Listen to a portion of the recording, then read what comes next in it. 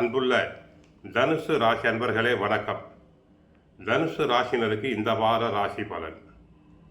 ராசியில் சூரியன், செவ்வாய், புதன், சுக்கிரன், 3இல் ராகு, 4இல் சனி, அர்த்தாஷ்டம சனி, 7ஆம் இடத்தில் குரு வக்கிரம், 9இல் கேது.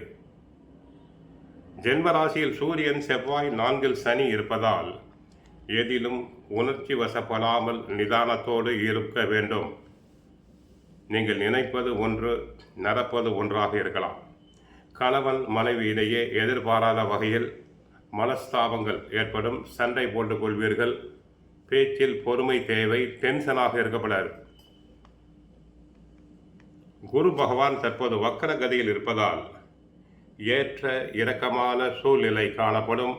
கொடுக்கல் வாங்கலில் கவனம் தேவை. பிறருக்கு கடன் தரக்கூடாது. ஜாமீன் தருதல் கூடாது. ஒரு சிலர் செய்யக்கூடிய செயல்கள் காரணமாக உங்களுக்கு கிடைக்க வேண்டிய நல்ல வாய்ப்புகள் கூட தடைபடக்கூடிய நேரம். வேலையாட்களை அனுசரித்து செல்லுதல் மூலமாக நன்மைகளை பெறுவேன். வேலைக்கு செல்பவர்களுக்கு வேலை பளு அதிகமாக இருக்கும். உடலில் அசதி உண்டாகும். சிலருக்கு அடிக்கடி பிரயாணங்கள் செல்ல வேண்டியிருக்கும். மாணவ மாணவியர்கள் பிறர் சொல்லக்கூடிய ஆசை வார்த்தைகளை நம்பி தேவையற்ற சிக்கல்களில் மாட்டிக்கொள்ள வேண்டாம். படிப்பில் கவனம் தேவை. கெட்ட சகவாசம் கூடாது. பெற்றோர் சொற்படி, ஆசிரியர் சொற்படி தாங்கள் கேட்குதல் வேண்டும். லாபாதிபதி சுக்கிரன் ராசியில் இருக்க குரு ராசியை பார்க்கிறார்.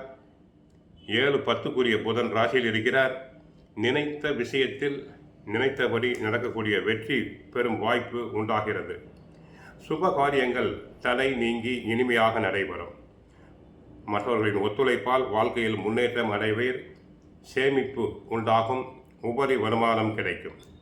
செய்யும் வேலைக்கு பாராட்டும் அங்கீகாரமும் கிடைக்கும். உற்சாகமான மனநிலையில் இருப்பீர்கள். கணவன் மனைவியிடையே கருத்து வேறுபாடு மட்டும் உண்டாகும். அவசரப்பட்டு கோபப்பட்டு பேசுதல் கூடாது. ராசியில் சூரியனும் செவ்வாயும் இணைந்திருப்பதால் அவசரப்பட்டு விவேகம் இல்லாமல் பேசி சில நல்ல வாய்ப்புகளை இழத்தல் கூடாது. பேச்சில் நிதானம், கவனம் தேவை. டென்ஷன் ஆகக்கூடாது. யாருடனும் பகைமை பாராட்ட வேண்டாம். கேட்ட விஷயத்தை சரிபார்க்காமல் மற்றவர்களுடன் எந்த ஒரு விஷயத்தை காதார கேட்டாலும் அதை சரிபார்க்காமல் முடிவுக்கு வருதல் கூடாது.